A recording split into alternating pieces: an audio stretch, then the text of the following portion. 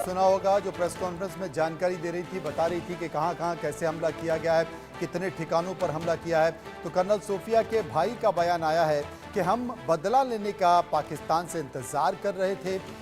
तुम आंख उठाओगे तो हम सिर काट लेंगे। मेरी बहन की भूमिका पर मुझे गर्व है।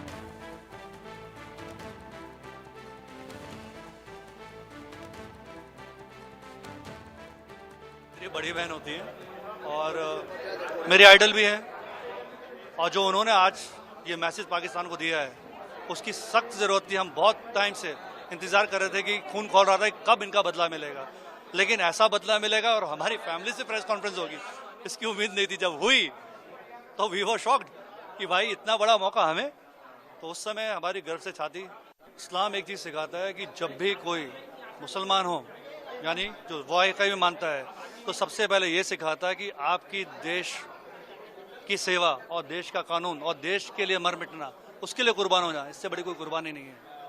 और जब ऐसी ही फैमिली देश के लिए सदियों से, चाहे दादा हो, चाहे मेरे फादर हो, चाहे बहन हो, वो देश की सेवा में लगे हैं, उनके लिए लड़े आ रहे हैं, तो इससे और उसमें ऐसा मौका मिले कि दुश्मन ने हमारे को नुकसान किया उसको मिटा दें, इससे बड़ा प्राउड का मोमेंट कोई नहीं हो सकता। हमारे परिवार की भी, बड़ौदा वासियों की भी, गुजरात की और देशवासियों की, सबकी छाती 56 की चौड़ी हो चुकी है। यकीन मानिए, पहलगांव हमले के बाद पूरा देश एक है। कश्मीर से लेकर कन्याकुमारी तक एक ही आवाज आ रही थी कि इस बार पाकिस्तान को मुंह तोड़ जवाब दिया जाना चाहिए, और ऐसा जवाब दिया जाना चाहिए कि अब वो घुसपैठ के बारे में या आतंकवाद के बारे में सोचे ना।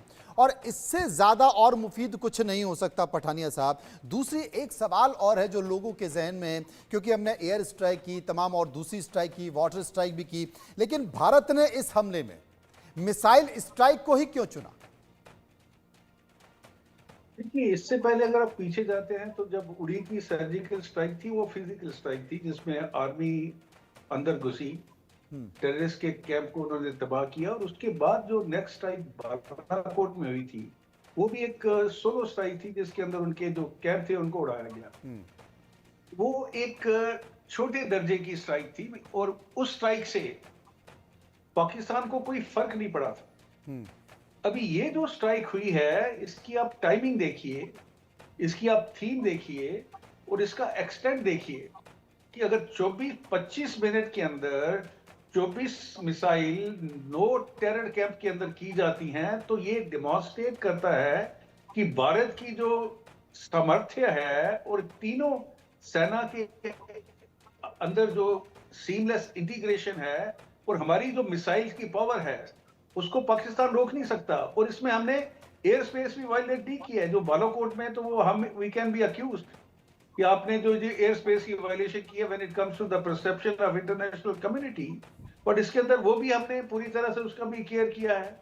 मिलिट्री टारगेट को हमने दूर रखा है, सिविलियन को हमने दूर रखा है, और हमने सिर्फ टेररिस्ट के ऊपर प्रहार किया है। तो ये एक, आप ये मान के चलिए कि ये एक मास्टर स्ट्रोक था इन टोटलिटी। और इसके अंदर अभी अगर हम रेमिफिकेशन की बात करते हैं, देखिए पाकिस्तान आर्मी के अंदर इस समय दो ग्रुप हैं, एक मुनीर का है, एक उनके जनरल फैज है, और कुछ लोग जो है उनके साथ है पुराने जनरल, जो चाहते हैं कि जनरल मुनीर को किसी ना किसी तरीके से निकाला जाए। और जनरल मुनीर जो है, इसने अपने एनएसए को, जो आईएसआई का चीफ है जनरल मलिक, उसको नेशनल सिक्योरिटी एडवाइजर बना दिया। इनके जो इंटीरियर मिनिस्टर हैं वो भी इसके रिश्तेदार हैं। तो ये इसने पाकिस्तान की जो पॉलिटिकल पार्टी है शहबाज शरीफ की, उसको पूरी तरह से कंट्रोल में किया हुआ है, और उनके पास कोई पावर नहीं रखी हुई है। इसको ये भी पता है कि अगर कल बिलावल भुट्टो अपना समर्थन ले लेता है तो ये गवर्नमेंट माइनॉरिटी में आ जाएगी, और जब गवर्नमेंट माइनॉरिटी में आ जाएगी then army has to step in.